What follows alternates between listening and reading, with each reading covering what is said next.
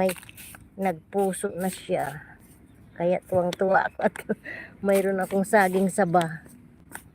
Tatanim ulit ako diyan sa may riverside.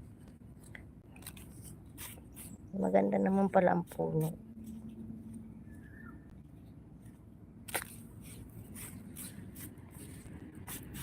Ang bilis niya magbunga. Ang bilis kasi lumaki. Kaya malaking buwig yan eh. Yung saging kong saba. Sawa na naman kakakain ng maruya. Pinaypay sa Tagalog. Ay maruya. Ay pinaypay. Ay ang dami palang pangalan yan eh.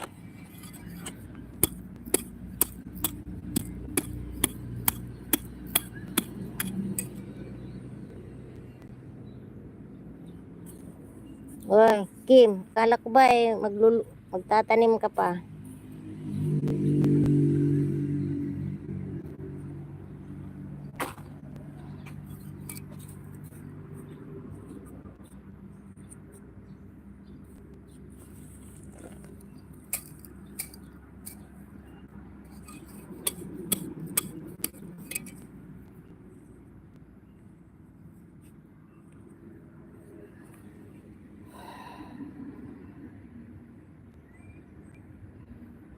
Tapusin ko lang isang oras kong live. Kalinga Pros. Para pagpawisan ako. Kasi may sipon ako eh. Ayaw ko. Naulanan ako kahapon yata.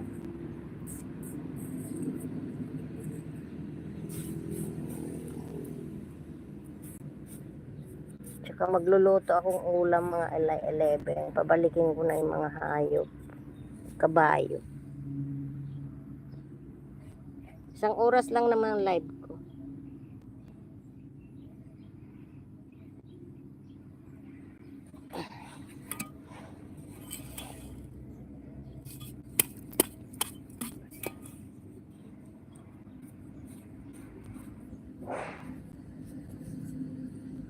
Pagbalik ko doon, sarado na yung wall doon, kapitbahay.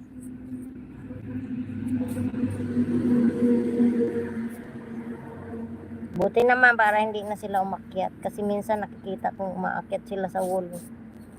Yung mga worker. Hinuhuli nila yung squirrel.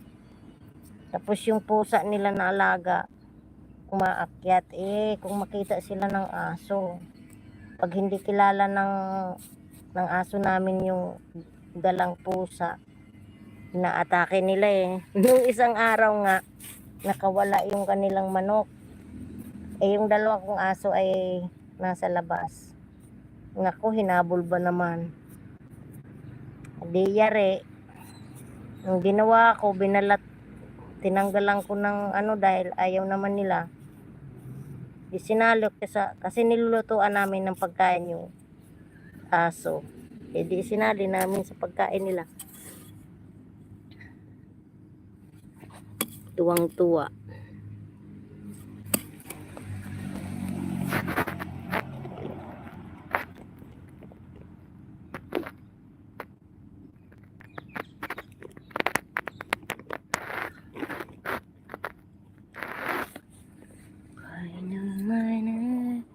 I will along we give inside the river sea. Even the star I always be. 2% power, wala na akong power. Oh dear, wala na, lubat na ako, patay tayo. Mag-i-end na ako guys, kasi lubat na daw ako. Ayan yung ko. Mag-i-end na ako guys, lubat na daw ako guys. Patay tayo nito, 30 minutes lang yung coconut doon. Nandun. Walang bunga yung nila. Yung avocado ko hindi pa nagbubulaklak. Patay na yung ko. Wala na. Bye bye na guys.